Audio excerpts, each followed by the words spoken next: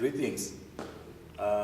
This is Pastor Maphosa with my wife, Mrs. Maphosa. We are leading the branch of JLCC here in Randfontein, Zenzele. We grew up in Kagiso, and we also grew up in the Lord from Kagiso. We came to Randfontein miraculously because we never knew that the Lord is directing us to Randfontein. But it just happened one day when one of my friends, the late brother, Mr. Stone, wanted me to accompany him. He was going to Beggesdal, so I was not familiar with this area, this place. So we passed by Zenzele, and as I saw the sharks, then I was touched. I asked him, what is this place? And he said, this is Zenzele, it's part of Randfontein. Then we drove to Beggesdal. On our way back, I felt like, I've got love for this place. Can we drive in? So we drove in, and I told him, I feel like the Lord has put something in my heart for this place. I would like to come and minister the love of God. Then we went back to Kagiso, and it was an issue in my heart. I couldn't handle it. Then I discussed that with my wife. And she was like ready, because I was not sure she's gonna take it. Because as I observed the place, there's no electricity, life is down. So I began to relate the story and what I feel in my heart. And she said, simple, if the Lord want us to go there, let's go there. And just like that love continued burning my heart. Then we decided to come again to this place, Zenzele, to see the place and see whether we can get a place to stay. So the late, my brother Stolen, he knew somebody who had a place here.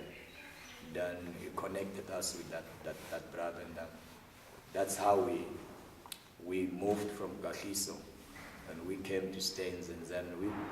In our arrival, we just began to enter the doors, knocking the doors, sharing the love of Jesus with people. And people responded to the love of Jesus, and we began to call them into our church just to pray with them. And we continued that way. Weekends, we used to take them, going with them to Kagiso, the mother church. So it took us some time. That was in 2001 when we started to be effective, getting into the houses, doing ministry.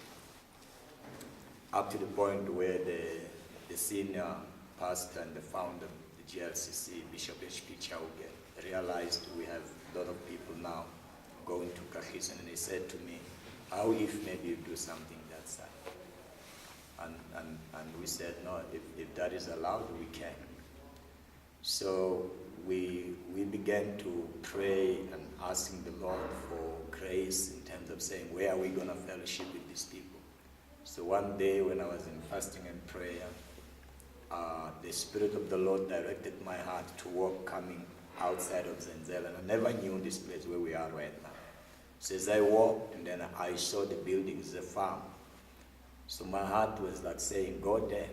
Then I went there, and I was asking for the owner of the place, because it was clear in my spirit God wanted me to ask them for a piece of land or a room where we can do ministry.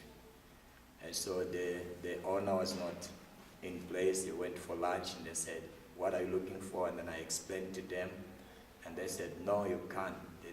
There's no such here. They can't help you. So I turned my back. I was going back, and then he was coming in. So they called me, saying, hey, the owner is here. So I walked coming in, then I greeted the man, and the old man asked me, what are you looking for? And I told him we're looking for a space where we can do ministry. Then he got out of the car, then he began to walk. It was a bush here. He began to walk. I followed him. He walked surrounding this place and he said, you can use this place if you can. So that was a miracle by itself. Then I was excited. And then I called Bishop Cherry saying, wow, God is giving us a place to do ministry. And that's how we started to work towards getting the place working for the glory of the Lord. According to him, he was giving us. But then when he went to his son and the lawyers, they said, no, it's impossible. You can't just give a person a piece of land. So we had to go for lease agreement. And,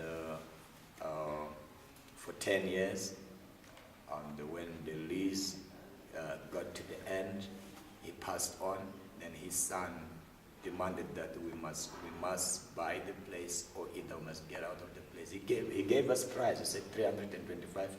If we don't have that money, then we have to move out because someone wants to buy the farm. We cried to God, and the Lord heard our prayer.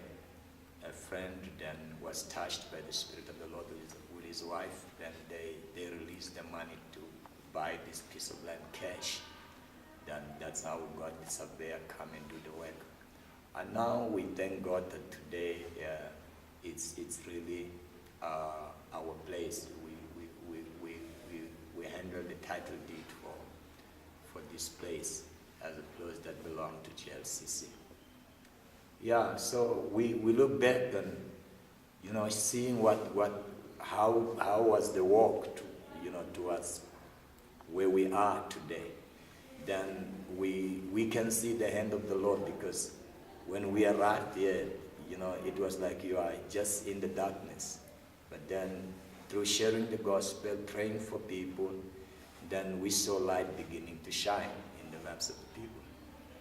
And we kept on ministering, reaching out to them, then starting projects with the community. Then we really kept on seeing God helping people. Up to this day, where now it seems like there's brightness of God's goodness in this place, in Zenzel. The church has grown up. It's unbelievable when we share with people. Thank God. I really thank God for the fact my wife was still very young. We were still very young. For her to understand coming into a place like this, it was difficult. We got married in 1998, and it was very soon. And she just wanted. I thought she wanted to be like every young woman, But she had a different spirit. She wanted to serve the Lord, and we had no child by that time.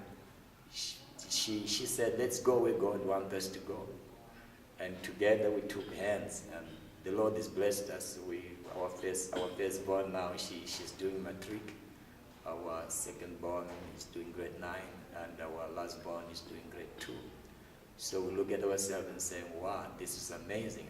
We have raised, through God's grace, brothers and sisters. We took hands together doing ministry, and the church is brilliant. It's far there. It's unbelievable. We thank God for His grace. Amen. Yeah.